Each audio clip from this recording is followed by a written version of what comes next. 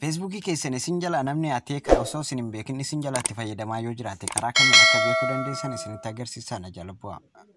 Facebook keessa galla. Facebook keessa yeroo galle sarara sadeen ishii gubbaa kanarra yeroo tokkoof gadi qabna. Akkatti nuuf fide yeroo akkatti nuuf fide setting and privacy kan jedhu kana yeroo tokkoof gadi qabna. Yeroo akkatti nuuf dhufe ishii setting jedhu kanarra yeroo tokkoof gadi qabna.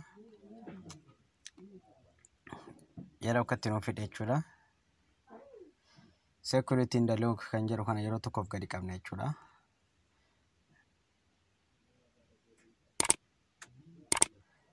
Yeroo akkatti nuuf fide jechuudha. Isa lamaffaa isa tokkoffaa kanarra osoo hin ta'in isa lamaffaa kanarra see all kan jettu kana yeroo tokkoof gadi qabna jechuudha. See all kan jettu kana argaa jirtanii see all kan jettu kana yeroo tokkoof gadi qabna jechuudha.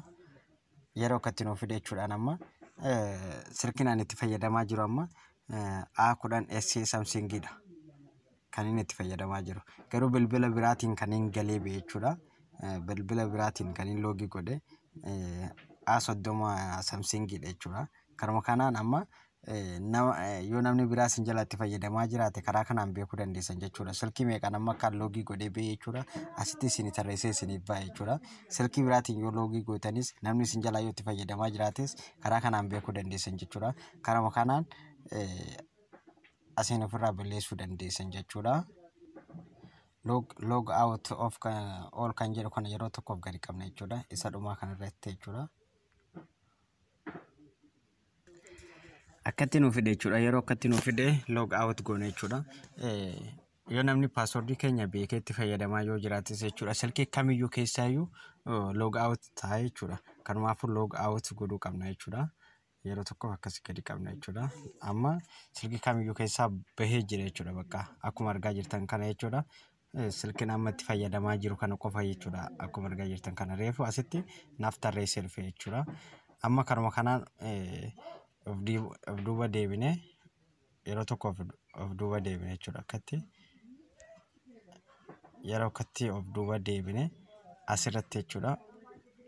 Change password kan jedhu kana jechuudha. Password namni beeku san ofirraa jijjiiruudhaaf jechuudha. Wanta namni beekuuf yoo amma log out goones wanta beekuuf itti galchee itti fayyadamuu danda'a waan ta'eef jechuudha. Password san ofirraa jijjiiruu qabna jechuudha. Change password kan jedhu kana yeroo tokko gadi qabna jechuudha. Akkatti nuuf fide jechuudha. Current password kan jedhu kana jechuudha. Isa duraanii kan itti fayyadamaa turtan san jechuudha. Kan namni haakii isin godhe san itti galchitan isa tokkoffaa kanarratti jechuudha. Isa lamaffaa kanarratti immoo new password kan jedhu kana isa haaree itti galfattan san amma isa jijjiiruu barbaadan san jechuudha itti galfattan jechuudha. Isa sadaffaa kanarratti illee isuma haaree amma jijjiirrachuu barbaadan password amma jijjiirrachuu barbaadan san itti galchitan jechuudha. Isuma asitti itti galchitan asitti illee itti galchitan jechuudha. Tokkoffaarratti garuu isa jalqaba itti fayyadamaa jirtan turtan san itti galfattanii jechuudha. Maaliif nama jijjiiruu wanta hin barbaanneef hin jijjiiru jechuudha. Karuma kanaan update gootanii jechuudha. Update password gootanii karuma kanaan ofirraa jijjiiruu dandeessanii password isin namni isin jalaa bare itti fayyadamaa jiru ture jechuudha. Karaa kanaan log out gootanii itti fayyadamuu dandeessanii password keessan jijjiirrattanii jechuudha. Karuma kanaan ofirraa balleessitanii